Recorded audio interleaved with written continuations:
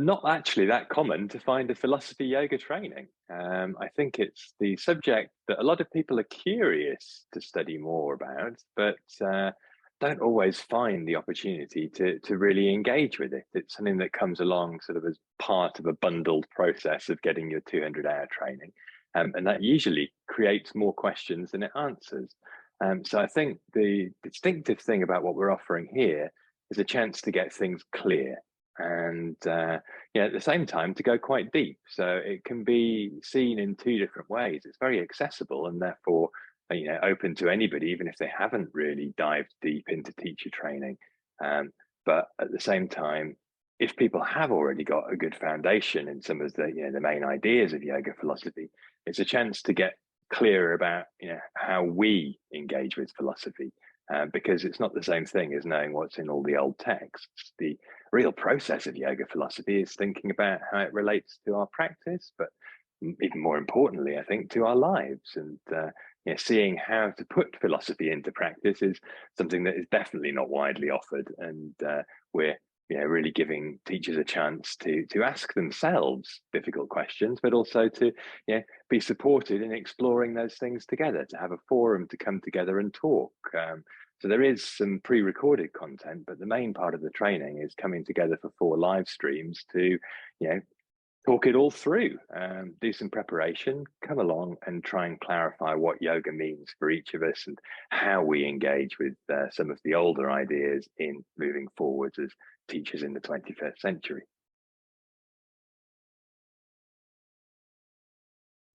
Well, I think in some ways, that is part of practice to really engage with where it's come from. And it's very easy sometimes to assume that yoga is timeless, that everything is sort of seamlessly evolved from thousands of years ago into what we do now. And at the same time, no evolution has taken place at all because it all goes back to the Vedas or wherever one might like to locate it. And some aspects of yoga tradition do have a very long history, and others, particularly the most familiar ones, coming together in groups to make shapes on mats, less so. And it's good to understand that, because then it really helps to clarify what yoga was before that time, and also how some of that can be preserved in what we do. And in fact, if we're practicing systems of modern yoga that evolved relatively recently, they were developed with clear intention to try and preserve connections to older ideas while at the same time innovating. And we'll be innovating in what we do just by virtue of trying to keep yoga relevant to us and to those in front of us when we're teaching. So just having a clearer sense of how others have engaged with that process over time might make it easier for us to think, what is yoga in what I do, and how do I adapt in a tradition consistent sort of a way. The only difference between us and a lot of ancient yoga teachers is that we're probably more conscious and more willing to admit that's what we're doing. In Indian tradition, it's not really done to make things up and say, look at all the new things I've invented for myself. Instead, most teachers have tried to present what they've innovated as a timeless expression of everything that their teacher and their teacher's teacher and their teacher's teacher's teacher had previously been doing, even though that's clearly now, when we look back, not the way things were. So I think that just helps us to feel empowered, to feel clearer about that process. And in this time where people are increasingly concerned about issues such as cultural appropriation, I think it's really helpful to look backwards to understand how we can move forwards responsibly.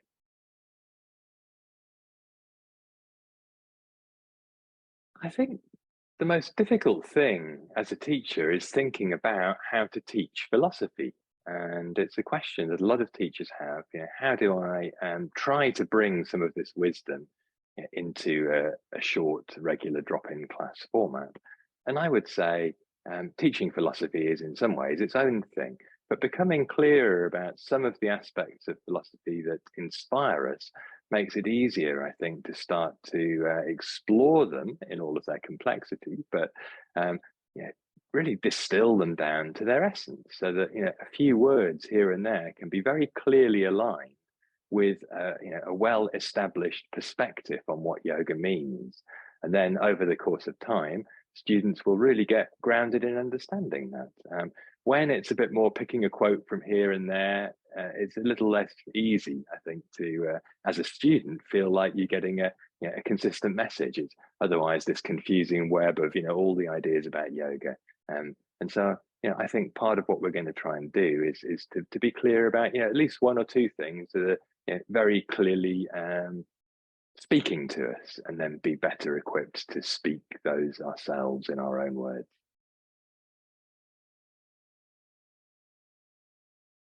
That's a good question. Yeah, as part of the training, be encouraging people to read The Truth of Yoga, and the pre-recorded part of the training builds on that book. The book itself is subtitled "A Comprehensive Guide to Yoga's History, Texts, Philosophy, and Practices." So it's really an overview of the traditions that have brought us to where we are now, and the first thing that I discovered when I was researching not just the book, really, these subjects myself as a practitioner, a curious, I guess, investigator. I used to be a journalist, so I like digging deep, and truth is therefore something that's always been important to me.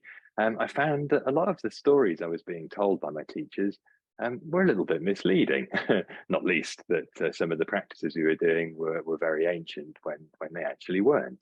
And at first that it was a little bit disillusioning, but I came to see it actually quite differently, that it's possible to be clear about facts without having to throw the baby out with the bathwater and say, yoga's all just some recent invention, or it's all glorified calisthenics, or whatever, I guess, pejorative, disparaging label people sometimes stick on it when they're being critical. And in the academic world, there is a quite critical perspective on studying yoga. That's the essence of advanced study, really. And I've had exposure to that and found it very helpful in the end. What I've tried to do in my book is to distill some of the ideas from the scholarly world into plain English in accessible ways. And our training will be doing something similar to really dive deep into the meaning of things. But to keep it accessible, to keep it light, to keep it on a level where it might also be possible to do something with this information rather than feel overwhelmed by it. And I suppose the most important thing, which is I guess perhaps potentially slightly misleading in my own choice of title, is that there isn't one single truth in the yoga tradition. The first truth of yoga is that there are many different truths, and again, I think that's a good thing for us as teachers and practitioners, because we have to each find our own truth. And that doesn't necessarily mean this relative world of, my truth can be completely detached from the objective world. It's more, we find our own way of relating to the timelessness of the way of being that is yoga. And there are different systems of philosophy that explain that. There are different forms of practice for accessing it. And we all have our particular preferences. So thankfully, we're not obliged to pick one text from the ancient history of yoga and pretend we embody it perfectly in the 21st century. We can, to a certain extent, cherry pick. But that means we need to be a bit clearer about what's true in this worldview and what's true in that worldview, and not just jumble it all up together and make a word salad out of the whole thing.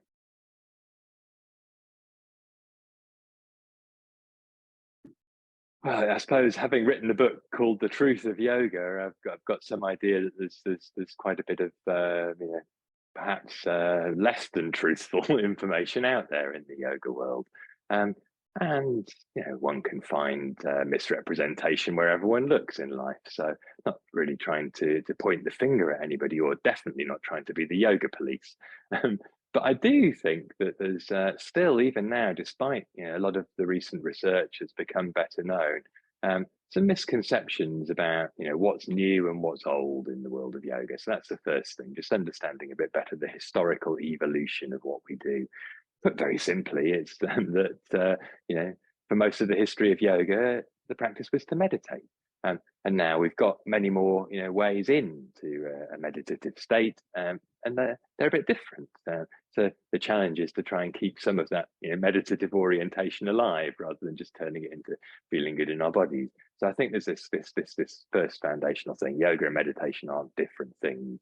They were the same thing until very recently.